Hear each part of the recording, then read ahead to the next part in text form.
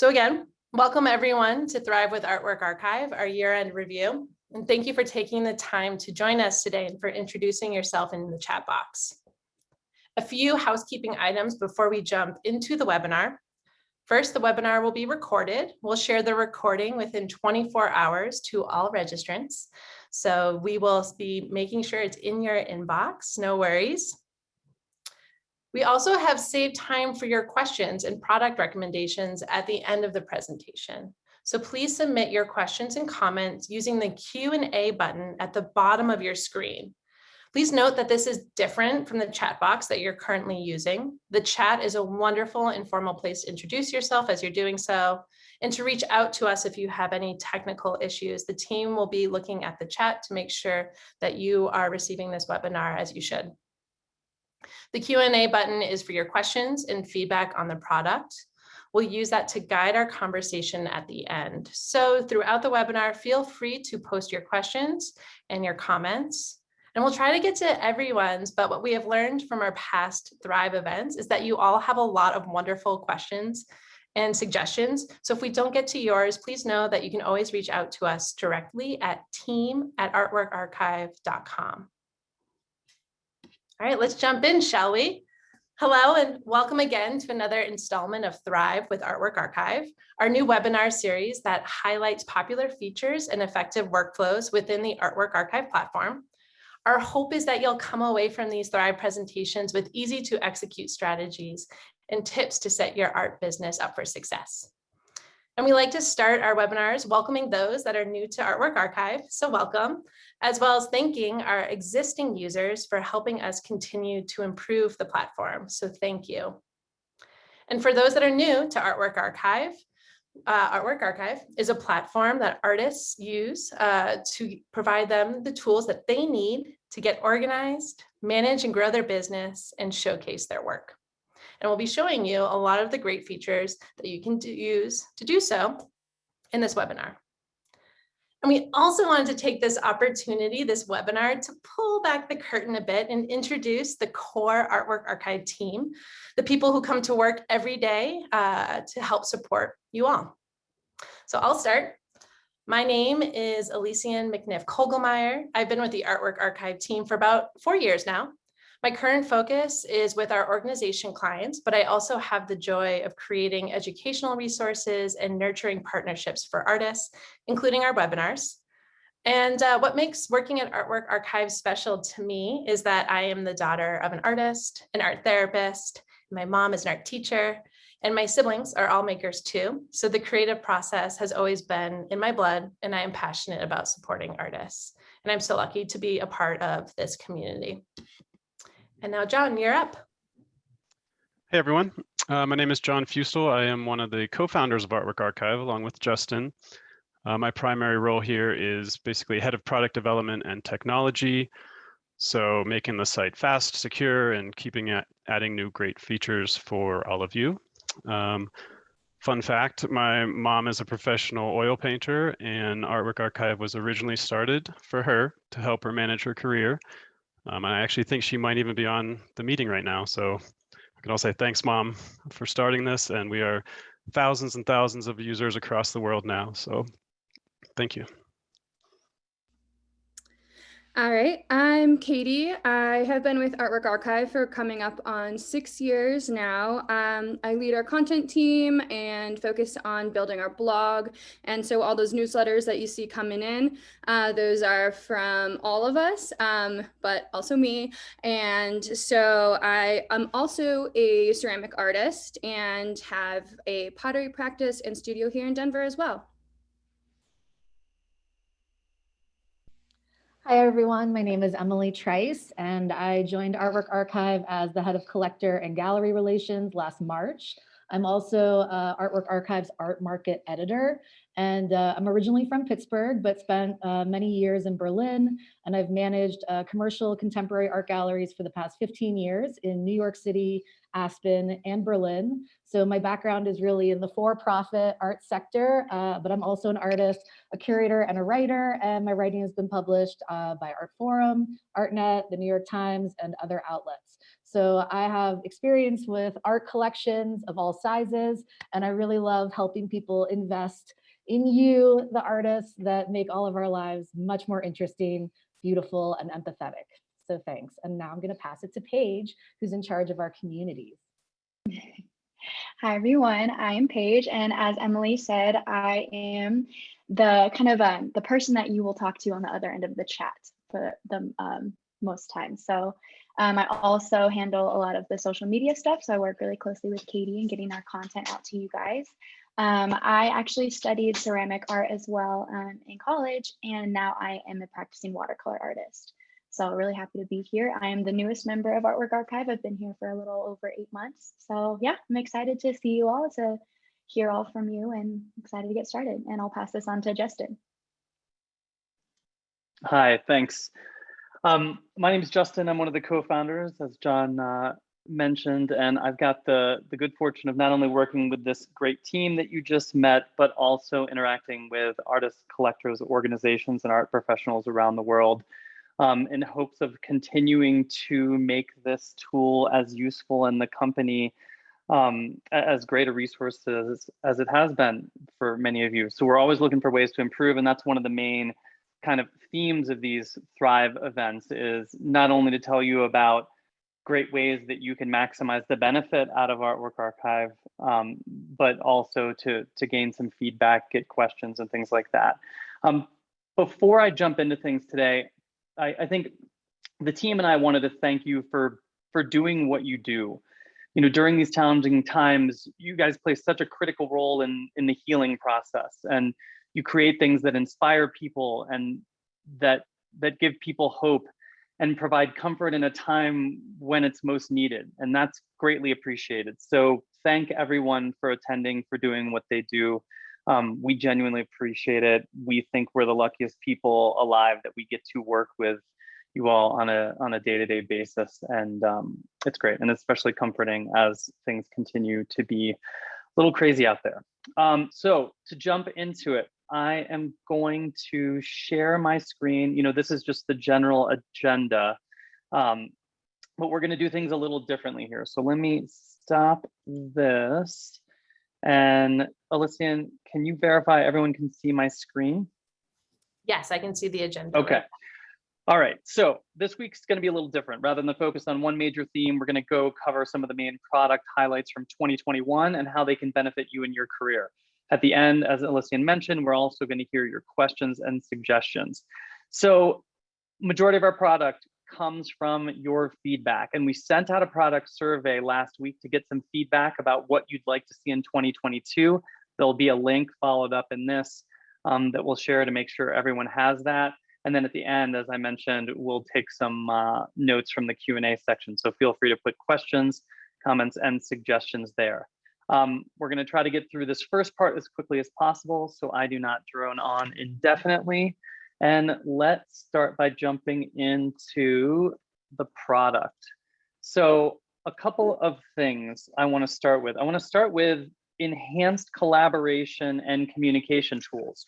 So this was a big focus area for us in 22 and was driven in large part by the pandemic. Providing effective ways to collaborate and communicate with others during the pandemic was critical to the success of our artists. And we really wanted to focus on building tools to not only help you navigate the current challenges we're all facing, but also those that will help drive success in the future. So let's jump into one of those. For those of you not familiar with the private rooms feature, private rooms are a great way to curate a specific group of works and messaging to send to an individual. And so some of the quick highlights, a lot of people use this as sneak peeks to upcoming series or ways to share with a gallery they're presenting to. There's so many different uses, and private rooms is something I really encourage all of you to explore because it's one of the most popular things on the site. So some of the quick updates we've added, and I'm going to cover this in a little bit more detail later, but Justin, I'm just going to jump in for 1 second. Sure. Can you please zoom in to your Sure. The text is quite small. How is that? That's great. Perfect. Thank you. Okay, thank you. So private rooms is one of those features, as I mentioned, is one of the most popular and used on the site. And one of the things that we did this year is initially, you were able to take private rooms, reports, and other things, presentations on the site, and be able to share with someone's email you had and an individual contact. Now we have a feature called group share. So you can share not only with individuals like you can on your own contact list, but now you can create and curate groups. So for example, let's say I have a group of VIP collectors that I wanted to share this room with. I can go ahead and click that, and it's going to automatically share that room with those people. And additionally, and I'll get into some of this later in a bit, it will also track those shares. So you can see who you shared with when you shared it. I'm going to try to avoid some of this to not kind of give away everything, but one of the teasers I will say for 2022 is, given the popularity of private rooms, we get a ton of requests for how to enhance it. And a lot of you have requested the ability to see who signed in and viewed the room. We're going to be addressing that. A lot of you have requested ways for people to be able to favorite and interact more directly into the room itself. So let's say I was looking at this room as a viewer, or one of those collectors you shared with, I'll be able to favorite, send notes, and you'll be able to get notifications of who has visited the room. So those are some really exciting things that will be coming in 2022. Another thing I wanted to share, just one other note on the group share, as I mentioned, it's not only for private rooms, but I can go into any of the reports I've generated in the system, and you're gonna see that with the sharing feature, you have that group share feature for reports as well. So that can come in really handy. Another really major addition we made that is not something I can show you very easily right now, but I do want to point it out. It's called the artist upload feature. So for those of you that work with galleries, curators, other organizations that use Artwork Archive, you can now easily share your work and update your contact information directly to their accounts. So let's say there's a gallery or an arts organization you work with that happens to use Artwork Archive to manage their own business or organization. We've created a way for the two of you to easily collaborate. And then some other things, going back to reports, rather than going too deep into this particular topic, I'd really encourage all of you to kind of explore the various reports and their capabilities. We've added quite a bit this year in terms of speed of execution, a variety of sharing. You know, one of the really popular things that was added this year was a lot of you were looking for easy ways to share high resolution images with things like galleries you work with or other people. So now you'll notice on the inventory report, instead of just being able to share that primary file, you can also share additional image files. And that's one other thing we're going to be adding to the private rooms. A lot of you have requested the ability to have your clients or whoever is viewing the room have the ability to download those high resolution images. And that's something we disable right now. In the future, it will be an option for convenience, just because it saves a lot of time when you're interacting with those various parties. Let's see, I am going to jump into, and by the way, I know I sound like I'm talking like an auctioneer right now. We will have an email going out with a comprehensive set of links and information for you to explore either the videos that are associated with these new features or articles or help docs. So if you feel like I went too quickly over something, you'll have the time to check it out in greater detail. And that's really going to pertain to this next section, which is relationship management tools. So when we look at the most common success drivers for artists, good relationship management is always at the top of that list. So whether you're creating new relationships or managing and growing existing ones, we have spent a lot of time this year adding new features and enhancing existing features that will make that process easier than ever. So we did a dedicated webinar on the topic of CRM that I encourage all of you to check out, and Katie will include that in the follow-up link. But let me just show you a couple quick things. So if I were to click on contacts here, you'll see that we've got all manner of contacts. So it will automatically log your clients and create client contacts for that. You might have shippers or insurers. You can see the groups people are, members of. But if I take a look at a specific contact, here's some of the things that were added this year that might be of interest to you. One that I mentioned is that recently shared with.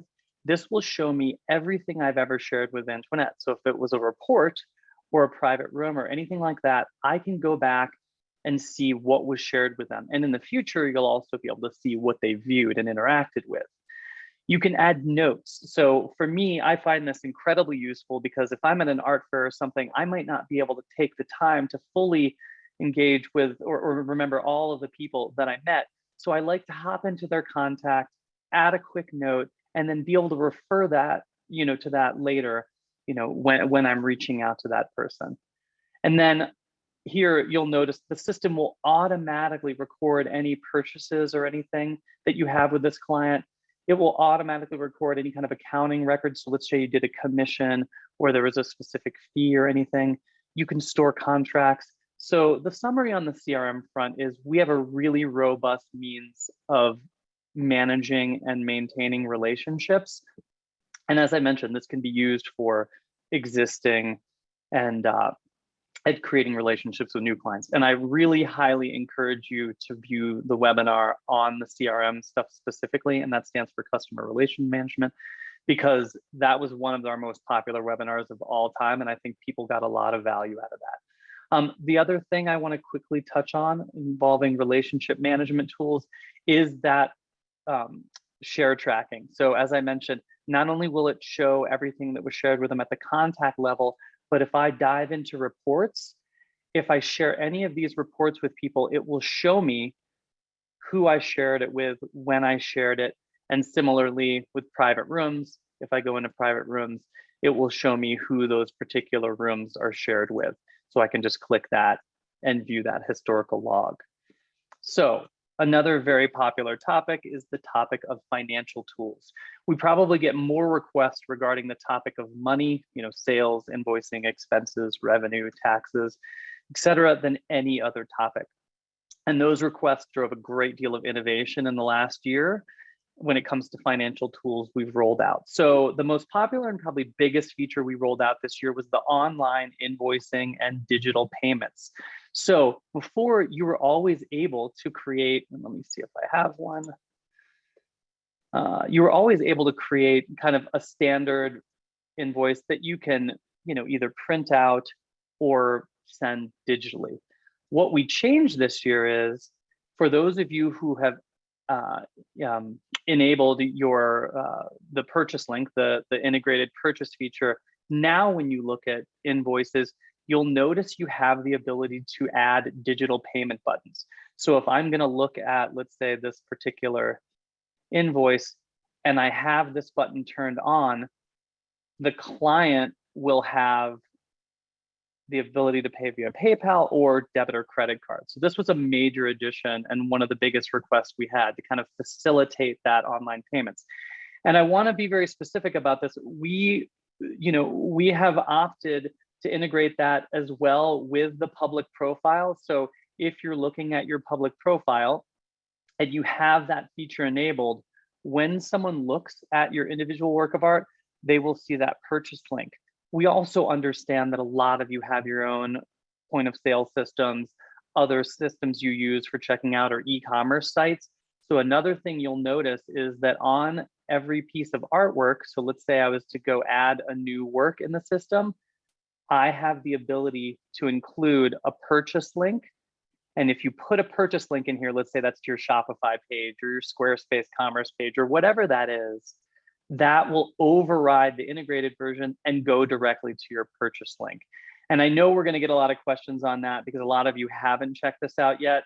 There will be helpful links that are sent out on this topic as well, and we're happy to field any questions on that. The summary of the online invoicing is we really wanted to make sure you guys had an easier way to accept digital payments, as so many people are doing transactions online versus in person. So another major addition was alternative revenue tracking. So many of you came to us and said, hey, I'm not just selling my work, but I'm also doing classes. You're serving in various capacities, leveraging your skills as an artist, but that weren't directly sales related. So now you'll see that you have the ability to record any other revenue you have. Justin, Additionally, can I jump in for 1 second? Sure. People are having questions about viewing your screen in full. So 2 things I want to call out. One, if you could just maximize your screen a little bit more by clicking the green button on the top left-hand side. to remove the tabs if possible. And then the other is that depending on how you've used Zoom in the past, everyone, your view may be different. And so you can see Justin's screen in full. If you click the view button, which is in the upper right-hand corner, if you scroll over there, you'll see view with a little icon. Click on that and then click on standard view, and that will show Justin's screen in full without the logos, without our icons. And if you're on your phone, it's the same thing. It'll show it up full view, but unfortunately the text may be a little small. And if you're on your phone, good news, we'll send out the recording so you can watch it on a tablet or a computer later if you'd like to see more detail. Okay. Additional invoicing options, just to button up that particular topic. One other big addition on that invoicing front is, as I mentioned, you can include and track that other revenue you get, and you can also invoice for it. And this is going to impact you in two ways. So not only do you now have the ability to include additional line items on a traditional sales invoice, but you can also generate a specific invoice just for your teaching or just for anything else you happen to be doing that you want to record for your own, business insights or for tax purposes at the end of the year. So the other thing is enhanced expense tracking. Many of you are already using our expense tracking feature to keep track of all your costs during a given year. So maybe your subscriptions to various membership organizations or other costs you incur as an artist. One of the main things we did this year was we added the ability to associate an expense to a specific work of art. So we get so many questions on pricing, and pricing is one of the trickiest things to do. And if you're an artist that is using specific materials for a specific work of art, this is a great way to track that. So you can do your general purchasing, like let's say you're using paints for multiple works of art or brushes across multiple things or clay materials or whatever medium you're doing. There's a lot of things that may be used across multiple works of art. This is just an additional feature that if you are to use, allows you to select a specific work of art. So some of the stuff I do personally involves fabrication from a third party. I put those fabrication costs in here and associate it with that work of art. So when I look at that work of art, I can see all of my production costs related to it, and it really helps better inform me when I'm going to price that specific work. Let's see, I think I covered everything on that front. I am going to pass the mic to John and drive for him to talk about some of the upgraded security and site speed related things. Okay, thanks, Justin. Yeah, security and performance is always a major focus for us, and it was again in 2021. We take kind of the security and privacy of your data very, very seriously here. This year, we did work with multiple third-party security researchers just to ensure the site meets or exceeds all best practices, and everything's looking good there for us and for you. As far as performance goes, we've done some major server upgrades this year. And actually have improved our site performance by nearly 50%. So the site should be feeling faster for everybody. And in addition to that, we've also included a number of new features to give your account better protection. The biggest of which is probably two-factor authorization. So this allows you to connect your cell phone number to your account. So when you go to log in, it's not just your email and password, but we'll actually then send you a one-time security code to your phone, which you will use to log in. So just an added layer of security there. The other feature we added is what we call the activity log. So this is great. It's really great for some of you guys have accounts with multiple logins. And even if not, you can now see who's made edits, when the edit was made, not just edits, but also adding new work or deleting work. So you can really get a sense of what has changed in your account. And you can kind of keep an eye on all that. We also understand that site performance isn't just about servers and infrastructure, but it's really about the actual interface you use on the site and allowing you to do things with less clicks and kind of presenting more data to you right up front. So one of the things we implemented was table view. So that essentially allows you to have almost more of a spreadsheet view of your work. So you can get a lot more images and data on screen at once, and a lot more data about each piece. In addition to that, one of the things we implemented was quick edit. So if you're working through a long list of pieces and making edits, instead of going to a whole nother screen and kind of losing your place in line, the quick edit will open up the edit page and essentially a little pop-up over the window. So you can do all your edits, you can click save, and then you'll kind of keep your place in line, so to speak, as you're working on multiple pieces.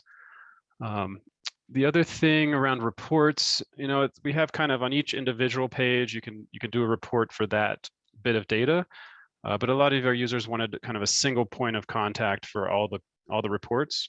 So as Justin is showing there, right on your reports page itself, there's that new report dropdown, and that gives you one place where you can access all the reports in the system. So, like I said, security, performance, and better features for you is always at the top of our mind, and we're always working on it. We have a lot of great enhancements coming in 2022 to make it even better. So with that, I will throw it back to Justin for some additional highlights. Thanks, John. And I'm just going to race through these last bits because I want to leave as much time for questions as possible and suggestions. A couple other just quick things. New image uploader.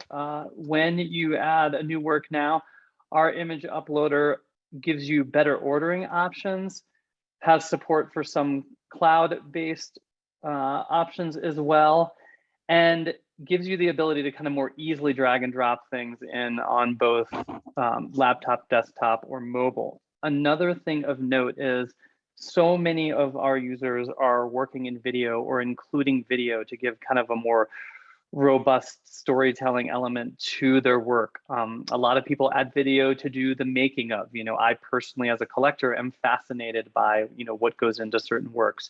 So I really find that of value when I'm looking at an artist's work. So you now have the ability to upload your videos from whether you use Vimeo or YouTube or another online video sharing app to share on the actual public profile.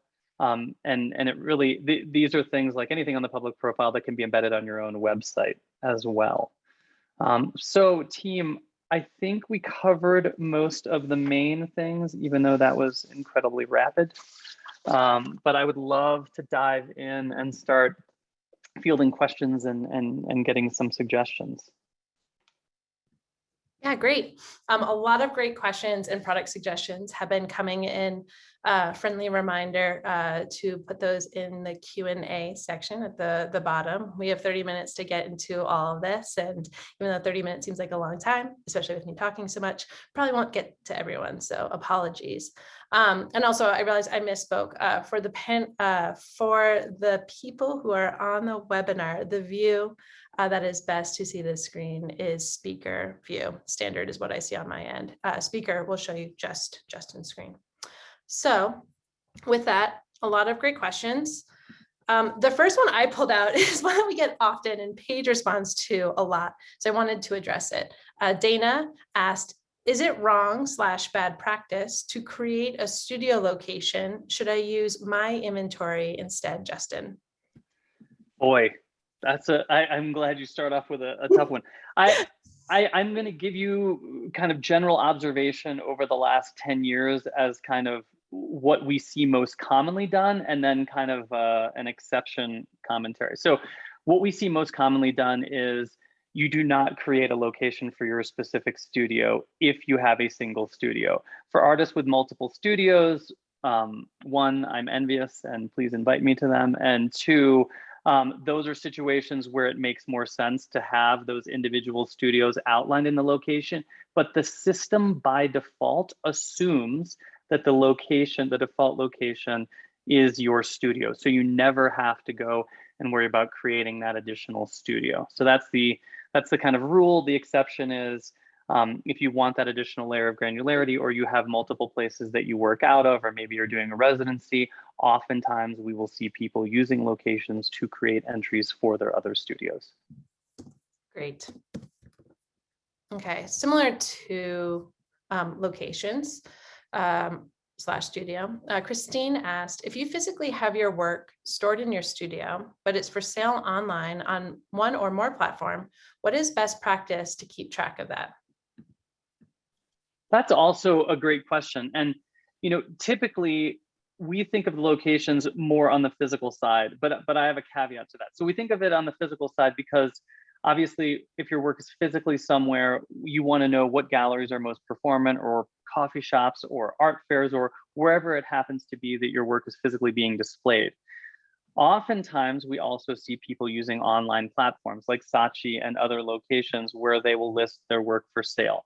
In those particular cases, if that is the primary site where you're listing it, we highly recommend you create a location for that online site as well, because then it will track and record what you've sold out of that specific location, so you can make the determination as to which online sites that you're selling from.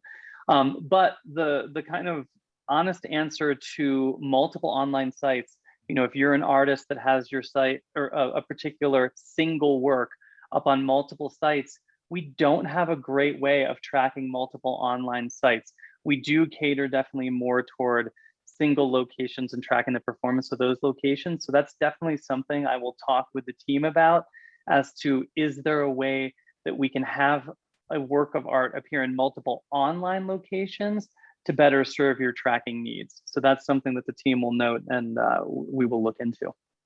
Okay, great.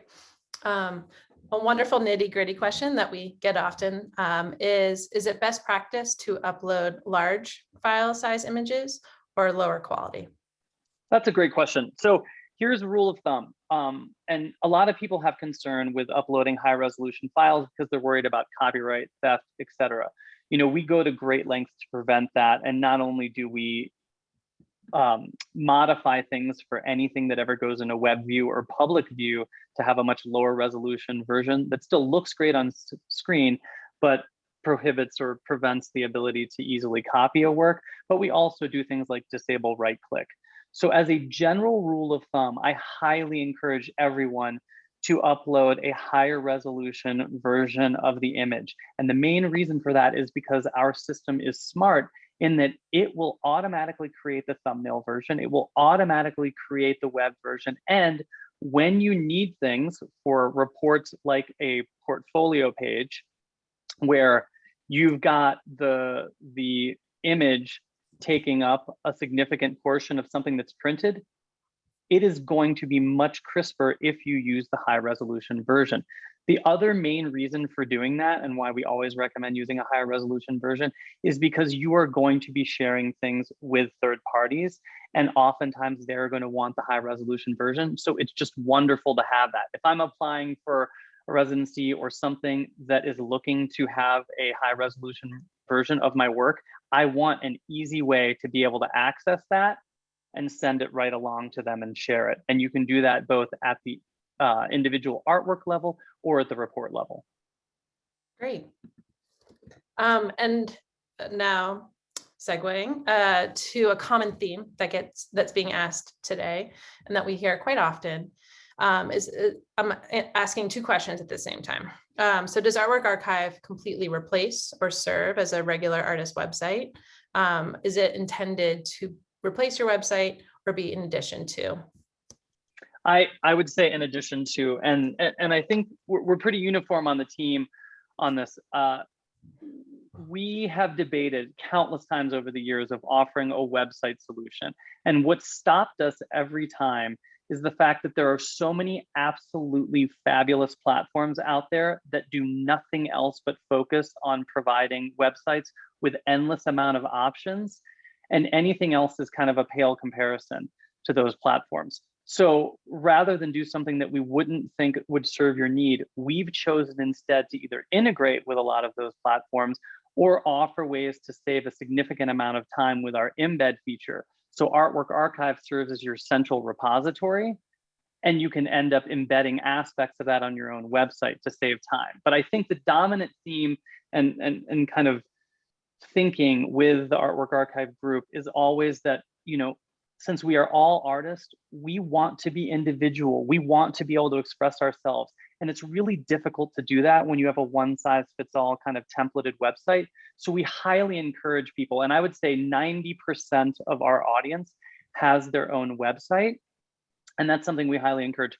Though I will say a significant portion of our user base activates the public profile for a few main reasons. One, we've been around a long time and get a ton of traffic, so it's a great additional means of getting exposure.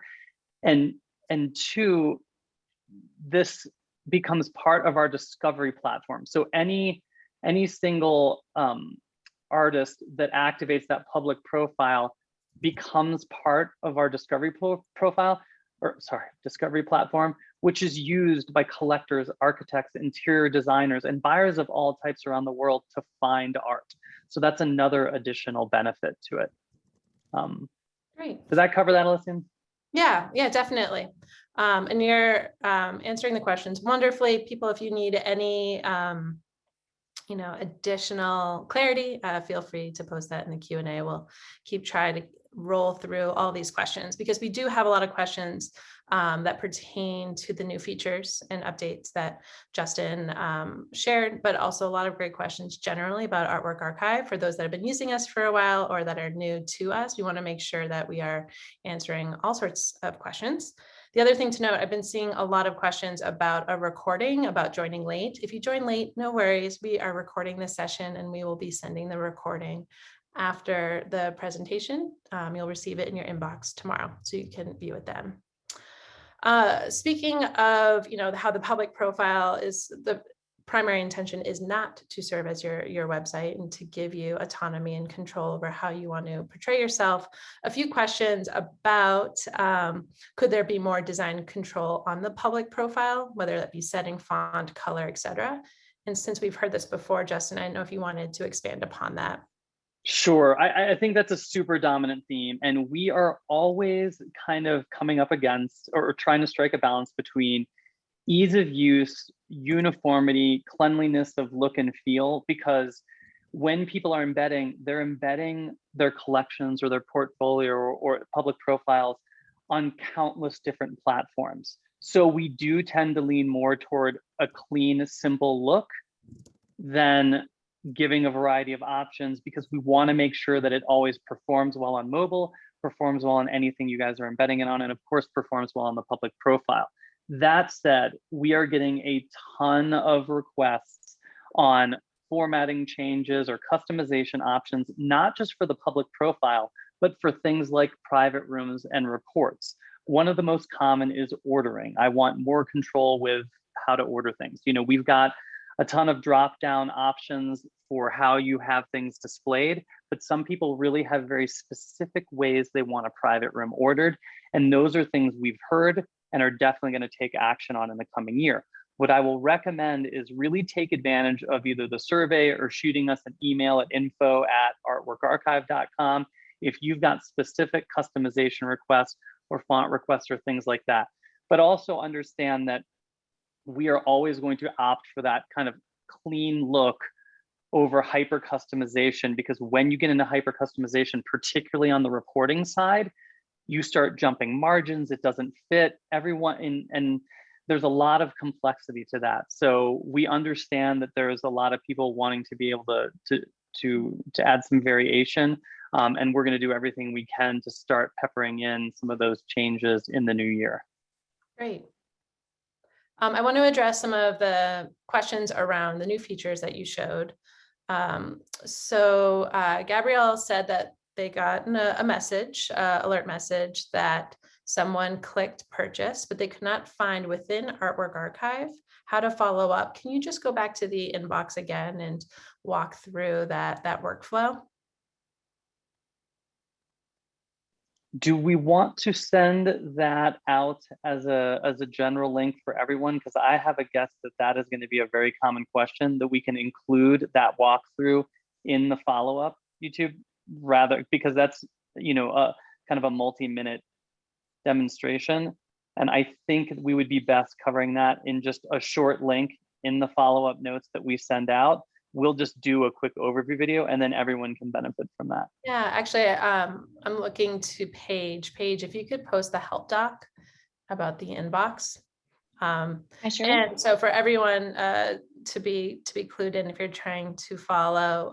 So when someone contacts you, either through the public profile or through your website embed, that message goes into your Artwork Archive inbox, which is in your Artwork Archive account. And from there, you can reply and manage your inventory. So if you are selling the artwork, sending over an invoice, etc. So a lot of great, easy workflow that will save you time, but Paige will also post the help doc in the chat. Yeah, and just the super Cliff Notes version is when you're clicking on that inbox, when someone clicks purchase, this is where you're going to see it. You can create the invoice there. This is also done so you can have a chance to have a conversation with that client. How do they want it shipped? What are the additional details? Are they looking to buy additional work, etc.? And this is where it's taking place. But because this is a little bit more comprehensive and we get so many questions on purchasing and e-commerce in general, we'll send along some additional information on that. Great. Well, here's one for a quick click into a question about reporting. And I think it'd be great to just revisit our universal reporting tool because this Artwork Archive user asked for, is there a way to see a mini example page where the report types are listed? Once I've entered the data I want in the report, they forget, which one is which, what type of report is which. And then similarly, once they've entered the data into a report, they're asking if they can switch between the different types of reports. So for those of you that have signed up more recently, you will have examples in your account. For more veteran users, you might not have the examples in there. If you ever want to see what any of these look like or an example, you can jump into this little question mark here and then type in the name of the report and it will show you, which I know is not the most linear fashion. To the question about can you repurpose information to use in another report, no, but I think, and I'm making an assumption here, I think I'm assuming your intent would be, I don't want to have to enter all those works, the same works again, because I want to do the same report, or I want to do a different report, but for the same works of art. One of the things you're going to notice on pretty much every one of our reports is you're going to see the filter function down here that will enable you to not only manually select which works you want, but also to select things from a collection, a type, a medium, and even, and this is something we added this year too, because so many of you were using private rooms. Let's say you created a private room for a client and they just want to have it printed out. I can just print out my Art for James private room, move those works over and generate it, and it will automatically generate it. Another little handy time-saving tip for those of you who haven't played with this before is, let's say you did an inventory report and you forgot to check something, or you wanted to add a note or modify it. You will notice that this little edit field right here will allow you to pop that up and contain all of the selections you've already made. So you don't have to reinvent the wheel. It'll have all of the works that you already put in it. So you don't have to re-add those. And then you can go ahead and modify whatever you forgot to check or add a specific note and just regenerate the report. So that is a huge time saver, especially for those of you that are using consistent settings for that particular type of report and just modifying the title or who you send it to or one or two quick things. Wonderful. Okay, so a question that refers to our new expense release. Can you also expense things to a specific exhibition? Asks Heather. Gosh, that's a great question. So let's see. I do not believe so. I think they're exclusively related to a particular contact. So you can record the payee and a particular work of art if that applies. We don't have the ability right now. You can make a reference saying for exhibition X, but when you went to that exhibition feature, we don't have a dedicated cost associated feature for that exhibition. I guess theoretically, if you edited this exhibition, you can, it's going to record your fee in here, and then you can put notes in here that are always private just for you for costs that you incur for that specific exhibition. But if you're looking to record it in the expense reporting feature, basically you would be creating that new expense and making the reference in the memo versus being able to assign it directly to an exhibition. Great. And we are coming to time. It's almost 10 minutes to the hour. So I'm going to ask a few more questions that are related to the feature releases that you shared, and then we will pivot over to the great suggestions that have been coming through. So to those that don't get their questions answered in this webinar, feel free to contact us through the chat box when you are on site at artworkarchive.com, or you can reach us at team@artworkarchive.com. And I'm okay running a little over if we need to, just putting that out there as I move that other thing back. You can't close that Pandora box, just letting you know. Okay. All right, let's go. All right. So with the addition of being able to add video links to artwork records, it would be great to speak to that with these two questions. Someone asked if they can upload a video that they made from their phone to help promote a work. And the other question was more general about like, where and how do you create a story about your painting and the images and the process along the way with the artwork? So the first one is easier because you basically can use, I don't know what video platform that you choose to use, whether it's YouTube or Vimeo, those two are the most popular. But if you've taken a video with your phone and uploaded it there, all you're doing when you click this is adding the link to that particular thing, and it will automatically embed that and show that on when I'm viewing that artwork record. So that's really great from a viewing experience because I can dive deeper and learn more about that. And we have a lot of people that are video artists that just use that specifically. In terms of advice on how to document that or best practices there, I will defer to the content team and maybe make a recommendation that if that becomes a popular request, we've got a lot of information on how to best professionally photograph your work. And if you ever go to the blog and you can search for, those topics, you'll get a lot, there's just a wealth of information on that on the blog. I don't think we've written something specific to capturing, video aspects of it. So I will mention that to I don't have to mention that to the team because they're on there. So we'll talk about potentially doing a story on that in the new year as well, if that's something a lot of people are interested in, kind of best practices in video footage for your work. Great. Okay, so I pulled two more questions and then we'll get into the product suggestions. So very quickly, a few people cannot see the activity button, the history button. So can you just explain why they may not be seeing it and how the different plans shake out? John, do you have an answer for that one? I am actively looking at what that might be. My guess is they may not have a master plan.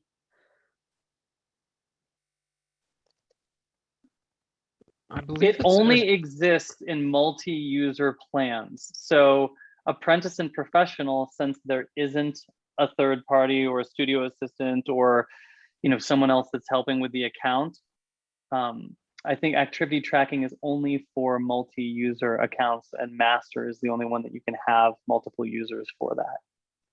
Yep. Is that accurate, John? Yeah, I believe that is accurate at the moment. I'll talk with the team here about maybe adding that to all accounts because, I mean, well, if you're the only login, you'll kind of be the only record in there. But yeah, it might still be good to have that history. So I'll talk with the team about getting that added. And that's what mine looks like here because I'm as a solo person, this is the Sophia account has made all the changes, so you see that there. Mm-hmm. Okay, great. Referring back to the CRM functionality that now all of our artists have, a question around can tags be added to contacts in that they want to be able to see the levels within a sales funnel. So nurturing versus lead versus interested. And I'm going to plant the seed of a suggestion, Justin, and referencing groups, contact groups, and how it can be helpful to track their sales funnel instead of a tag. It's funny that comes up. This is super topical because we've been talking a lot about how we want to attack that. And right now, predominantly people use groups for that. So I personally create groups for a variety of different things. So when I go back to my contact list here, let's say you're talking about that funnel topic, and this is a demo account, so this is all over the place, but potential buyers, existing buyers, VIP collectors, you can create a group for whatever stage you want and add a user to that. Right now, you have to add people to a group one at a time. We're going to make a contact picker similar to how we do an artwork picker when you're adding work to collections for groups. We are also actively talking about, is groups the best way to do this, or would tags be better? Because tags are a little easier to use. You have the same search functionality, can report on them, etc. And it would be really nice to be able to go to this contact thing and immediately say, okay, let me, when I'm filtering, let me see, all the clients that are in this particular tag. Right now, I can do that and say, let me see all the clients that are in a particular group, for example. So short answer, in the meantime, you can use groups to solve that problem you're looking for, but I will talk with the team about whether tags may be a better way to attack it. But also know that when you're creating groups, we've got a more efficient kind of lean way to do that coming as well. Because as I mentioned, right now, I can't just go in and edit and throw individuals into that. I actually go to the contact itself and then edit that contact and then add that specific group right here. Great. Okay, so let's jump into a lot of great product suggestions and comments. And two things to note on that. One, this Q&A will be saved, so we'll have access to it and we'll be looking at it as a team afterwards. So thank you everyone with your product suggestions. Also, we have a survey. Katie sent it out in a newsletter before. You received it in email. If you did not, Katie, if you could just copy and paste that survey in the chat, so you'll have access to it. And we will also be including the survey in our follow-up with the recording. So that's another great place. If you need some more time to think about some product suggestions, what you'd like to see out of Artwork Archive, how we can be of help, please feel free to respond to that survey. I'm opening a can of worms. We've been talking about this as a team. Any plans at all, Justin and John, for the NFT space for artworks and artists? For sure.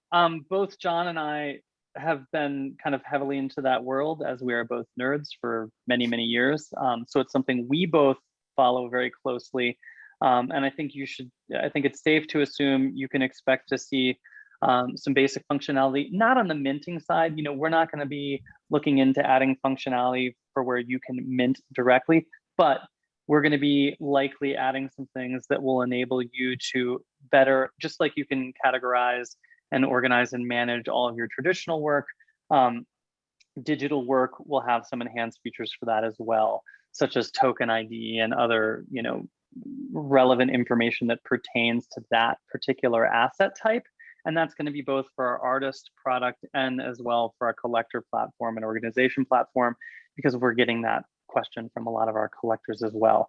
One other note on the NFT side of things is we're also getting a ton of requests to do kind of some NFT 101 or, more in-depth NFT related informational blog post or webinars on that. I think at the very least, you'll see some content coming out from us on that front that goes over the kind of basic principles everyone should know about them and kind of do's and don'ts and general overview.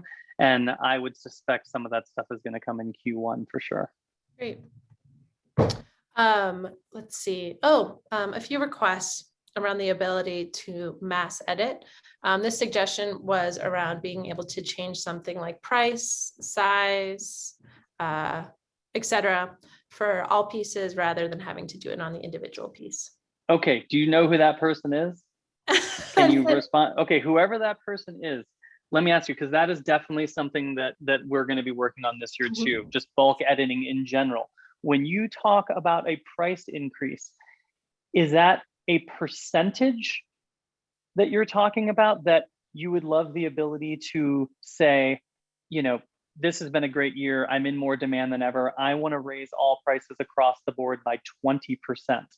Or is it something different to where you would want to be able to see something like on my screen where I can do inline editing to save me time from having to click into the piece when I'm just looking to edit this particular attribute?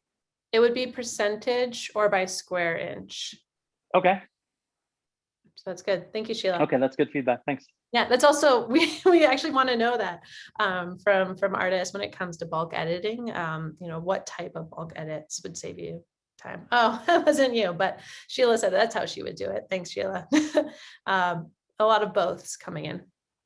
Yeah, anybody that has specific feedback on their kind of wish list for bulk editing, definitely send an email to info@artworkarchive.com and just put bulk editing in the subject.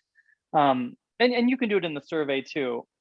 There's space for it there, but I would love any and all feedback on that, because there's so many different ways to skin that cat. Yeah. Let's see.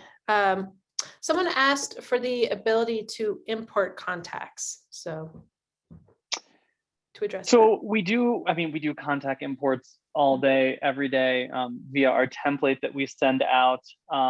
We, you know, as we talk about integrations, you know, one of the bigger integrations we'll be doing in 2022 is to be able to do that with MailChimp, because so many of you use MailChimp and we want to make that as seamless as possible so you don't have to manually update things in both systems.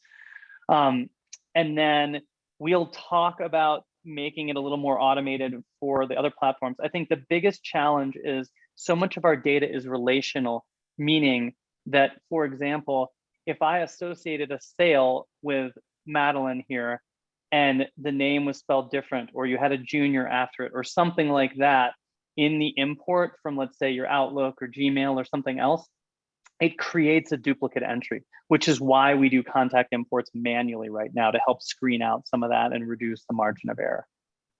Great. Okay. Let's see, time for two last ones. So a few questions and desires for a catalog raisonné. Okay. I would need more specific information, but is there a way to create the desire to create one from Artwork Archive? There is a strong interest in the topic. We get it a lot, actually. And as we evaluate some of the things we're going to be doing with reports, you know, reports is a major thing we're going to be tackling in Q1, you know, talking about ordering, new ways to customize, some different layouts, formats. We're also talking about potential new reports. And a catalog raisonné would kind of go into that.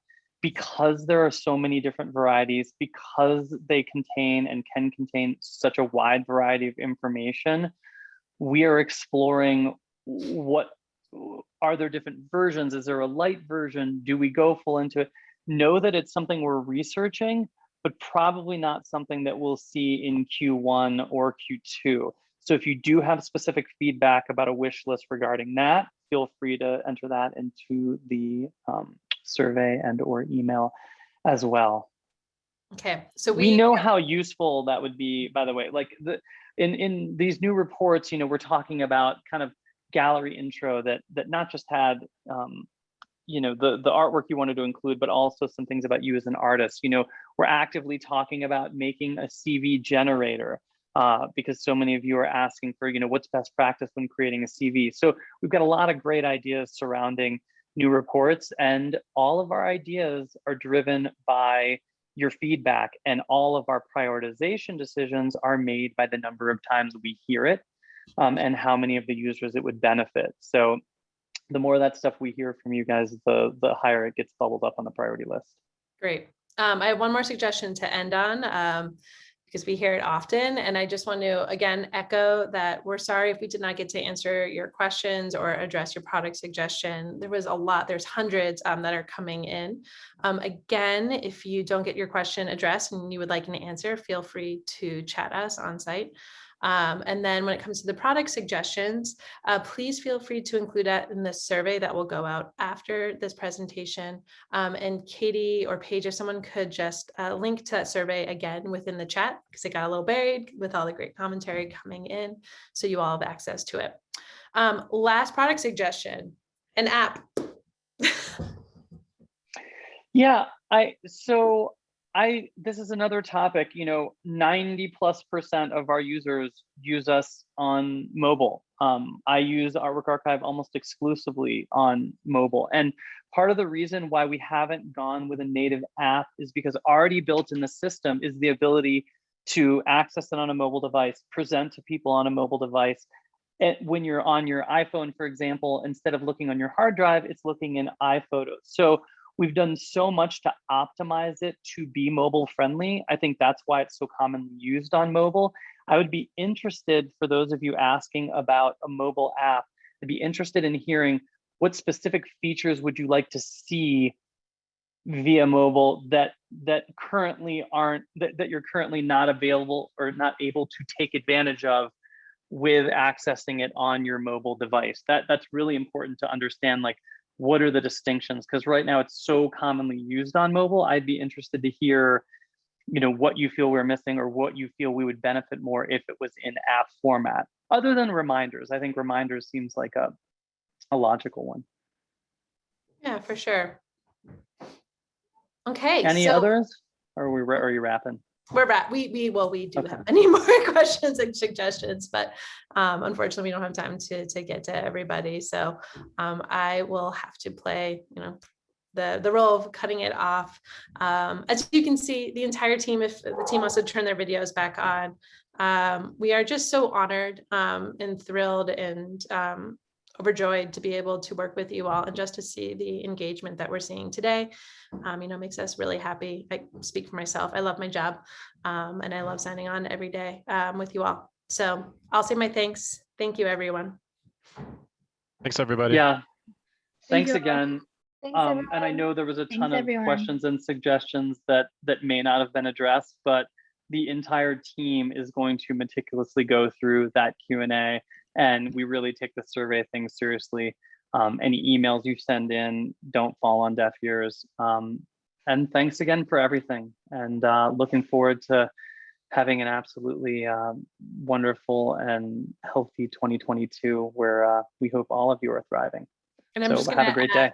If you are at it talking to us in chat, there'll be a lot of you talking to us in chat. So we will try to get to you as quickly as possible, as speedily as possible. But if there's a delay, it's just because of all this great engagement on top of everything else that's happening with the platform. So yeah, thank you. Thank you, everyone.